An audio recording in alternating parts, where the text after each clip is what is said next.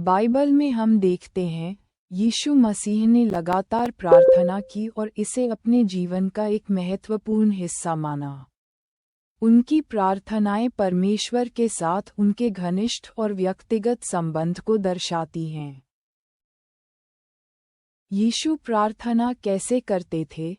यीशु की प्रार्थनाएं कई तरीकों से होती थीं, लेकिन उनमें कुछ खास बातें हमेशा मौजूद रहती थीं। अकेले में प्रार्थना।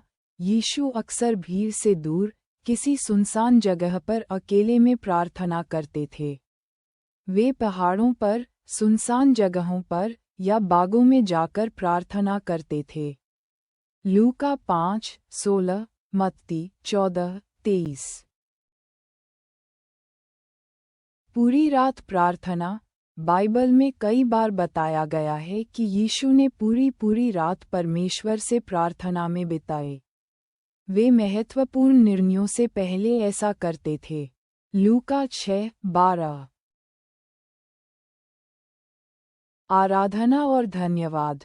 यीशु की प्रार्थना में सिर्फ मांगना नहीं होता था, बल्कि वे परमेश्वर की महिमा करते थे और हर चीज़ के लिए धन्यवाद देते थे।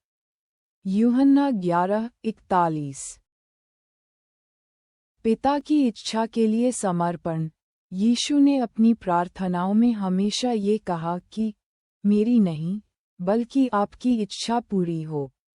ये गेत्सेमानी के बाग में उनकी प्रार्थना में स्पष्ट रूप से देखा जा सकता है, जहां वे जानते थे कि उन्हें क्रूस पर चढ़ाया जाएगा, फिर भी उन्होंने परमेश्वर की इच्छा को स्वीकार किया। लूका 22:42।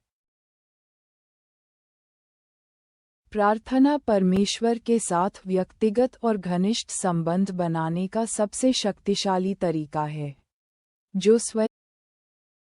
यीशु, जो स्वयं परमेश्वर के पुत्र थे, उन्होंने भी प्रार्थना को इतना महत्व दिया कि हम समझ सकते हैं कि यह हमारे लिए कितना ज़रूरी है।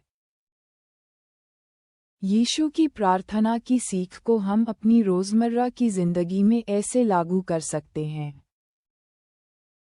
जैसे हम किसी करीबी दोस्त से दिल की बातें करने के लिए भीड़ से दूर शांत जगह चुनते हैं, वैसे ही दिन में कुछ मिनट फ़ोन, टीवी और शोर से दूर रहकर सिर्फ परमेश्वर से बात करें।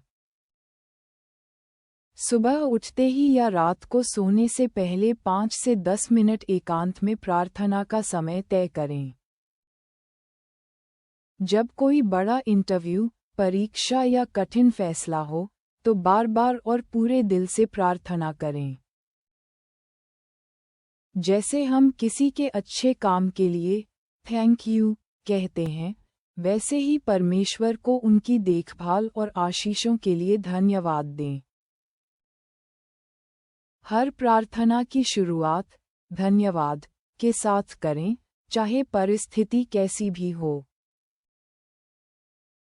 हम किसी चीज़ के लिए बहुत प्रार्थना कर रहे हैं लेकिन नतीजा अलग आता है, तब शिकायत करने के बजाय भरोसा रखें कि परमेश्वर का प्लान बेहतर है। जब प्रार्थना का नतीजा अलग आता है, तो ये समझना महत्वपूर्ण है कि परमेश्वर ने हमारी प्रार्थना सुनी है, लेकिन उसने अपने अनंत ज्ञान और प्रेम के अनुसार सबसे बेहतर फैसला लिया है। परमेश्वर आपको आशीष दे।